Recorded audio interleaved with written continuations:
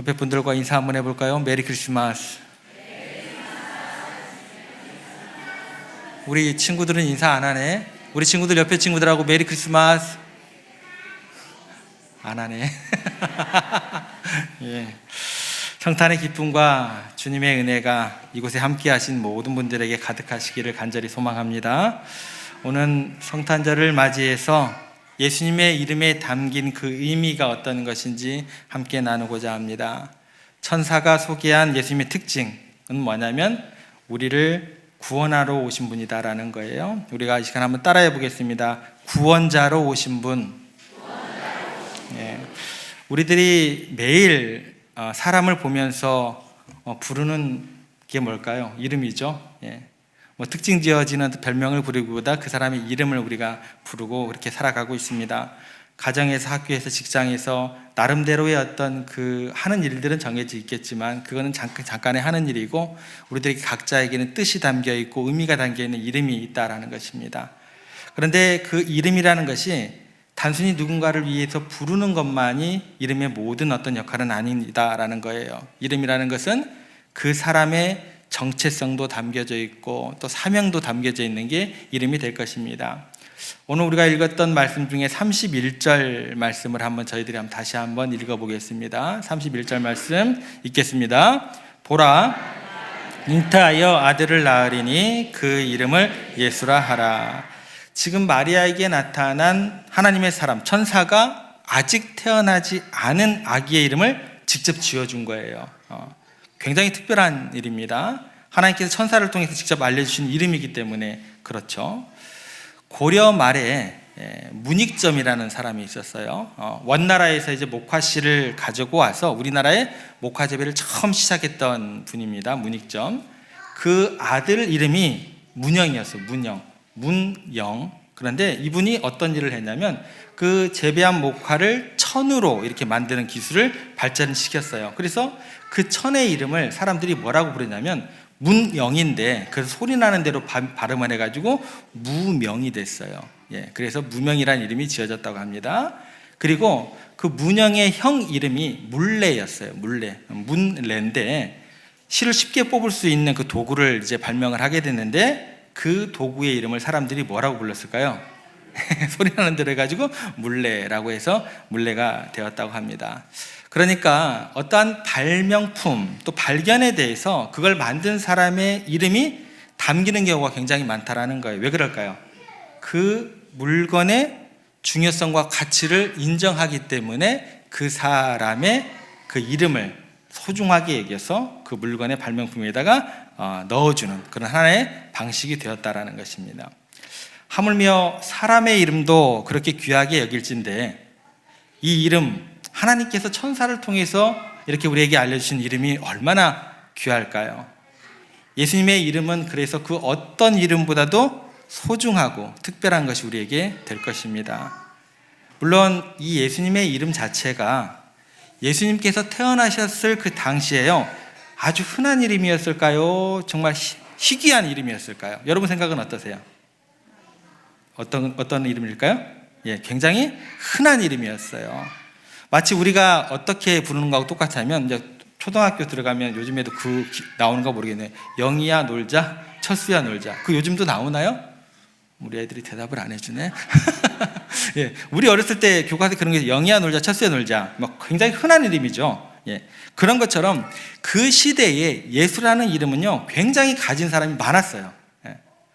그래서 어떤 구분점이 들어가게 되냐면 우리가 믿고 우리의 구주가 되시고 십자가에 죽으시고 부활하신 예수님의 이름을 뭔가 구별할 필요가 있었어요. 그래서 했던 작업이 뭘까요? 예수님 앞에다가 어떤 것을 붙였어요. 그게 뭘까요? 나사렛 예수. 예. 그 지역명을 불렀습니다. 그러니까 예수님께서 자라신 나사렛이라는 동네 이름을 붙여서 일반적인 이름하고 이렇게 구별되어져서 이렇게 구분을 했던 그런 것입니다. 이런 거죠. 할머니는 할머니인데 갑자기 서울에 살면 서울 할머니가 되는 거고, 예, 뭐 지방에 대전에 살면 대전 할머니가 되는 거죠. 그렇기도 하고 뭐 동네 이름이 들어 뭐 용산 할머니, 뭐 이런 것이 잠실 할머니 이런 것이라고 생각하면 될 것입니다. 그래서 예수라는 이름이 이렇게 많아진 데에는 역사적 배경이 따라오게 됩니다. 그냥 많아지진 않았어요. 예수라는 이름의 근원이 뭐냐면 예수아라는 그런 단어가 있어요. 예수아. 이게 근원입니다. 이게 어떻게 생기게 되냐면 이스라엘 백성들이요, 바벨론의 포로로 끌려가게 돼요. 그곳에 포로로 잡혀가는 이스라엘 백성들이 자녀를 낳아요. 이 세대는 좀 돌아가려나? 못 돌아가요. 또 다음 세대는 좀 돌아가려나? 또 못 돌아가요. 그러니까 이 이스라엘 백성들이 자녀를 낳을 때마다 그들의 마음과 소원을 담아서 지은 이름이 있어요. 그게 뭘까요? 바로 예수아라는 이름이 지어지게 됩니다. 1명, 2명, 3명, 4명 막 많아지기 시작합니다. 그래서 예수아는 히브리어로 그럼 무슨 뜻이 돼요? 여호와는 우리의 구원이시다라는 뜻이 되는 거예요. 그러니까 포로 생활의 그 고통 속에서 하나님의 구원을 바라면서 또 믿으면서 지어진 이름이 뭐예요? 예수아라는 이름이 되어 있습니다. 그렇다고 한다면 예수아라는 이름이 그때 갑자기 바벨론 포로 시대에 뚝하니 나왔을까요? 이것도 그렇지 않습니다. 이 예수아라는 이름은 또 기원이 거슬러 올라져 갑니다. 어디까지 거슬러 올라가게 되냐면 이스라엘 백성들이 이집트에서 노예로 살던 시절로 거슬러 올라갑니다. 이스라엘 백성들이 그곳에서 400년 노예 생활을 하게 돼요. 그래서 유대인들의 자녀들에게 그때 당시에 예수아라는 이름을 붙여주지 않고 그때 당시에는 무슨 이름을 붙여주었냐 하면 여호수아 아시죠? 여호수라는 이름을 그때 당시에 지어주게 됩니다. 여호수아 역시 뜻이 뭘까요? 여호와는 구원이시다라는 뜻을 가지고 있어요. 그러니까 이집트의 노예였던 조상들이 지은 여호수아라는 이름이 바벨론 포로 시대에 딱 넘어오면서 이름이 뭘로 바뀌어요? 예수아로 이렇게 이어지게 되는 것이고 하나님의 구원을 바라는 간절한 소망이 그 이름 가운데 담겨져서 대대로 내려져 왔다라는 것입니다. 그러다가 이건 전부 다 히브리어입니다. 히브리였던 여호수아와 예수아가 시대가 바뀌면서 로마가 전 세계를 통일해 나가게 되고 그 언어가 뭘로 바뀌게 돼요? 그리스어 헬라어로 바뀌게 됩니다. 헬라어로 딱 바뀌고 나니까 로마 시대에 통치하던 시대에 헬라어가 널리 사용되면서 이 이름이 우리가 잘 아는 무슨 의미로 바뀌게 되냐면 예수라는 이름으로 번역되기 시작합니다. 그렇게 바뀌게 돼요. 그렇게 해서 예수라는 이름이 우리 가운데 주어지게 됩니다. 그런데 여기서 굉장히 흥미롭고 놀라운 사실이 하나 있습니다. 그것은 뭐냐면 예수라는 이름을요 정확하게 발음을 할 수 있는 나라가 많을까요? 적을까요? 거의 없어요. 거의 없어요. 영어는 뭐라고 해요? 지저스라고 그러죠. 우리는 뭐라고 해요? 예수. 정확하게 발음이 됩니다. 그러니까 예수라는 이름을 정확하게 발음할 수 있는 나라가 없어요. 거의요.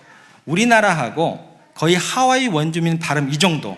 그러니까 성경어 헬라어 발음과 가장 가깝다고 합니다. 그래서 우리 성경에 나오는 헬라어 발음 그래도 우리는 예수라고 부를 수 있게 된다라는 것입니다. 그래서 이런 생각도 들어요. 우리가 예수님의 이름을 가장 정확하게 부를 수 있다는 것은 하나님께서 우리에게 주신, 우리 민족에게 주신 또 다른 특별한 예비하신 은혜가 아닐까. 그렇게 생각하면 더 복이 되는 거죠. 이거는 몰라요. 그렇게 생각하고 하나님께서 우리 민족을 향한 그런 기대감, 또 그런 소원, 기대하고 우리가 기도하면 더 좋을 것 같다라는 생각이 들기도 합니다. 자, 그럼 여기까지 좀 살펴봤으니까 그럼 예수님의 이름의 뜻이 무엇인지 조금은 더 구체적으로 좀 생각을 해보겠습니다. 마태복음 1장 21절에 보면 그 의미가 분명하게 나타나 있습니다. 마태복음 1장 21절 저희들이 함께 읽겠습니다. 우리 아이들 같이 읽어요. 시작. 이 아들을 낳으리니 이름을 예수라 하라. 이는 그가 자기 백성을 그들의 죄에서 구원할 자이심이라 하시니. 자, 우리 친구들 예수님의 이름이 뭐예요? 뭐예요? 그들의 죄에서 그래. 뭐예요? 예수님의 이름이 그들의 죄에서 구원할 자, 이런 의미가 있다라는 것입니다. 그렇다면 예수님은 어떤 분이신가? 예수님은 근본적으로 우리를 죄에서 구원하실 분이다라는 거예요. 그러니까 우리들이 예수님을 만날 때 무엇을 위해 만나느냐 굉장히 중요합니다. 무슨 문제를 가지고 만나느냐 중요하다라는 거예요. 그래서 여러분들 예수님을 만날 때는요 내 죄를 사해해 주시고 모든 죄의 형벌에서 구원하시는 구원의 주님으로 만나셔야 돼요. 물론 건강의 문제, 사업의 문제, 자녀의 문제 등 여러 가지 이유로 우리가 예수님을 찾을 수 있습니다. 그런데 가장 근본적으로는 죄 용서함과 구원을 위해 예수님을 만나셔야 한다라는 것 꼭 기억하시기 바랍니다. 그렇기 때문에 여러분들 교회에 나오실 때는요, 죄인된 연약한 마음으로 그 마음을 가지고 나오셔야 돼요. 하나님만이 저를 구원하실 수 있습니다. 이 죄 가운데 있는 저를 구원하여 주시옵소서. 이런 간절한 마음, 이런 낮아지는 마음, 이런 겸손한 마음을 가지고 주님께 나아오야 한다라는 것입니다. 그래서 예수님을 믿는다라는 것은 뭐냐면 내가 죄인이라는 것을 인정하는 것부터 시작이 되는 거예요. 그래서 예수님을 가장 믿기 어려운 사람들이 있어요. 교회를 다니면서도 정작 예수님을 믿지 않는 사람들이 많아요. 어떤 사람들일까요? 나는 너무나 착해요. 나는 너무나 착한 사람이라고 생각하는 사람들, 죄가 전혀 없다고 생각하는 사람들, 내 스스로 의롭다고 여기는 사람들이 예수님을 믿지 않는 사람들이에요. 어떤 얘기인가 이해가 되시죠? 예. 이 사람들은 예수님을 믿는 게 아니에요. 그냥 들락날락하면서 종교 생활을 할 뿐이에요. 그들에게 있어서는 예수님은 진정으로 필요치 않는 사람들입니다. 자기가 건강하다고 생각하는 사람은 절대 병원에 가지 않습니다. 병원에 갈 필요를 못 느끼기 때문에 그래요. 그래서 예수님 당시에 서기관들과 바리새인들, 대제사장들은요, 예수님이 오셨는데도 예수님을 맞이해서 기쁨 가운데 거하는 것이 아니고 예수님을 어떻게 해서든지 죽이려고 했어요. 제거하려고 했어요. 왜 그랬을까요? 그 사람들은요, 스스로 자기들이 의롭다고 생각을 했어요. 자기들은 구별되고 거룩한 사람들이라고 생각을 했어요. 그렇기 때문에 자신이 의롭고 거룩하다고 생각하는 사람들에게 예수님께서 죄를 위해서 오셨다, 죄를 위한 제물로 오셨다는 말씀이 그들에게 받아들여질 수가 있어요, 없어요? 없는 것이 되는 거예요. 왜요? 나는 의로운 사람인데, 나는 구별된 사람인데, 나는 거룩한 사람이라고 그렇게 생각을 하고 있는데 예수님이 우리 죄를 위해서 죽으려고 제물이 되어서 왔다고 하니까 이 사람들은 그게 믿어지지가 않는 거예요. 싫은 거예요. 누가 싫은 거예요? 예수님이 싫은 거예요. 그래서 꼴도 보기 싫은 거예요. 그래서 죽이고자 하는 거예요. 내가 왜 죄인이야? 예수님을 절대 믿을 수가 없습니다. 그래서 하나님께서는 어떤 장치를 하게 되냐면 예수님께서 태어나실 때부터 굉장히 특별한 방식을 사용하세요. 이 정도면은 내가 예수님을 이 땅 가운데 보낼 때 너희들이 알겠니? 아주 굉장히 특별한 방식을 사용하십니다. 지금보다 2000년도 더 전에 당시의 짐승의 우리라는 것은 우리가 상상하기 힘들 정도로 지저분한 곳이었을 거예요. 그런데 하나님께서는요, 그곳을 사용하세요. 하나밖에 없는 아들을 이 땅 가운데 보내시는데 왜 그런 더러운 곳에 태어나게 하셨냐는 거예요. 그 시작이 그곳이다라는 거예요. 여러분 생각해 보세요. 아무리 가난해도요, 인간이 짐승의 우리에서 태어나기가 쉽지 않습니다. 거의 없어요. 여관에 있을 곳이 없었다고요? 왜 있을 곳이 없었겠습니까? 있을 곳은 너무나 많은데 아무도 이 불쌍한 여인이 울부짖는데 자리를 양보하지 않고 뭐예요? 구경한 거예요. 어떤 마음으로 구경을 했을까요? 저 천하디 천한 여자가 어떻게 고생을 하는가 한번 지켜보자, 그 마음으로. 굉장히 인간들의 사악한 모습이 예수님께서 낮아지시는 그곳 가운데도 나타나게 됩니다. 그러면 왜 이런 상황이 일어나게 됐을까요?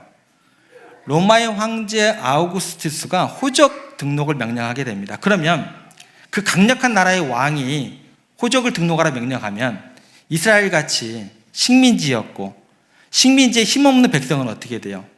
내가 왜 가냐? 버틸 수 있어요, 없어요? 없어요. 힘없는 백성이었던 요셉과 마리아는 임신한 상태로 고향 베들레헴으로 가야만 했고 그 과정 가운데 이런 어려움을 겪게 된다는 것입니다. 그런데 재밌는 게 뭔 줄 아세요? 놀랍게 하나님께서는요, 이 모든 상황을 사용하신다라는 거예요. 하나님께서 가장 말도 안 되게 강력했던 그 로마의 황제도 사용하시고 또 여관에 있을 곳이 없다라고 그 가녀린 여자의 그 아픔을 돌봐주는 것이 아니고 그 사악한 마음으로 그렇게 내어주지 않는 인간들의 악함도 동원하시고 또 뭐예요? 요셉과 마리아, 이리저리 끌려다닐 수밖에 없는 그들의 연약함, 이 모든 것들을, 모든 환경들을 다 사용하신 게 누구세요? 하나님이시다라는 거예요. 그러니까 이 모든 환경 가운데 하나님의 계획이 담겨져 있고 그 모든 환경을 하나님께서 그 계획 가운데 사용하셨다라는 것입니다. 이렇게 접근하시면 돼요. 훌륭한 지휘자가 여러 가지 다른 소리에 내는 그 악기들을 다 모아가지고 아름다운 교향곡을 만들어내고 있다라고 생각을 하시면 돼요. 그리고 이 교향곡을 통해서 하나님께서 우리 가운데 전하고자 하는 메시지가 분명합니다. 내 아들을 이 땅에 보내는 것은 희생 제물이 되게 하기 위함이다. 짐승우리에 태어나서 너희 죄를 위해 십자가에 피 흘리게 될 것이다. 이것이 예수님께서 마구간에 태어나신 깊은 의미가 됩니다. 그래서 세례요한이 예수님을 딱 보자마자 뭐라고 얘기를 하세요? 보라, 세상 죄를 지고 가는 하나님의 독생자다라고 이야기를 하지 않고 뭐라고요? 하나님의 어린 양이다. 사람한테 어린 양으로 하는 경우가 어디가 있어요? 근데 세례요한은 뭐라고 그래요? 하나님의 독생자다 라고 이야기하지 않고 하나님의 어린 양이다 라고 이렇게 이야기를 하게 된다라는 것입니다. 왜 그랬을까요? 구약시대에 소와 양과 염소의 피로 인간의 죄를 씻었습니다. 이 모든 것들이 뭐예요? 예수 그리스도의 피를 미리 보여준 것이다라는 거예요. 마치 양이 제물이 되어서 죄를 씻어내는 것처럼 예수님은 우리의 죄를 지고 가는 하나님의 어린 양이 되신 것입니다. 이거를 이렇게 생각하시면 돼요. 영화의 예고편이 있죠. 그게 구약의 제사예요. 영화의 예고편이 본 영화를 암시하듯이 구약의 모든 제사는 예수 그리스도의 보혈로 구원받게 될 하나의 예고편이었구나 라는 것을 보여준 것이다라는 것입니다. 그러면 나중에 정말 예수님께서 오셔서 십자가에 딱 죽으실 때 사람들이 비로소 뭐예요? 구약의 제사가 이거였구나. 복잡한 수수께끼의 답을 찾는 것처럼 구약의 모든 예고편이 예수님을 통해서 분명하게 드러나게 된 것입니다. 이것이 하나님의 구원의 계획이 있구나. 그렇게 깨닫게 되는 것입니다. 그러면 우리가 예수님을 믿는다고 할 때 우리가 알고 있는 성인 군자나 훌륭한 말씀을 전해준 교훈가나 철학자나 교육자나 훌륭한 리더로서 예수님을 만나면 되는 것이 아닙니다. 근본적으로 예수님은 여러분의 죄의 문제를 해결하려고 작심하고 마구간에 오신 분이에요. 죄의 수렁에 빠진 여러분들을 구원하기 위해서 고난받으시고 십자가에 피 흘려 죽으시는 분이 우리 예수님이십니다. 그래서 여러분들 성탄의 기쁨이 뭐냐? 하나님께서 우리의 죄를 구원하기 위해서 독생자 예수님을 희생제물로 보내셨기 때문에 우리 가운데는 성탄의 기쁨이 남다를 수밖에 없다는 것입니다. 그분의 보혈로 인해서 우리의 모든 죄가 용서받고 영원한 생명을 얻는 놀라운 은혜의 기회가 주어졌기 때문에 성탄절은 기쁘고 감사한 것이 될 수밖에 없습니다. 그래서 여러분 스스로 자기에 대한 죄에 대한 인정함이 없으면 절대 기독교인이 될 수 없습니다. 의인은 하나도 없습니다. 그렇기 때문에 하나님 앞에서 죄를 인정하는 사람은 성탄이 기쁠 수밖에 없습니다. 한없이 기쁠 수밖에 없습니다. 너무너무 감사할 따름입니다. 여러분 이 성탄의 계절에 여러분의 모든 죄를 완전히 도발하시려고 주님이 이 땅에 오신 것을 다시 한번 믿으시기를 바랍니다. 그리고 죄사함의 확신을 그 가운데 얻으시기를 바랍니다. 그 죄사함의 확신이라는 것은 우리들이 생각하는 이상으로 폭넓게 적용이 되는 거예요. 예전에 지은 죄, 가물가물한 죄까지, 혹시 앞으로 미래에 지을 죄까지 우리 주님께서 단번에 영원히 거룩하게 하시려고 오신 것을 믿으시기를 바랍니다. 여러분 이번 성탄절이 화이트 크리스마스가 되려면 여러분이 죄사함 받는 감격이 우리 가운데 있어야 한다는 것입니다. 먹보다도 더 검은 그 죄가 보배로운 피로 흰눈처럼 깨끗하게 씻어지는 것을 확실히 믿으면 이번 성탄은 우리 가운데 화이트 크리스마스가 될 줄로 믿으시기를 바랍니다. 여러분들의 무거운 죄의 짐으로부터 예수님 때문에 성탄으로 인해서 참 자유함을 누리시고 그 성탄을 통해서 참된 기쁨과 행복이 여러분의 삶의 자리 가운데 가득하게 되시기를 주님의 이름으로 부탁을 드립니다.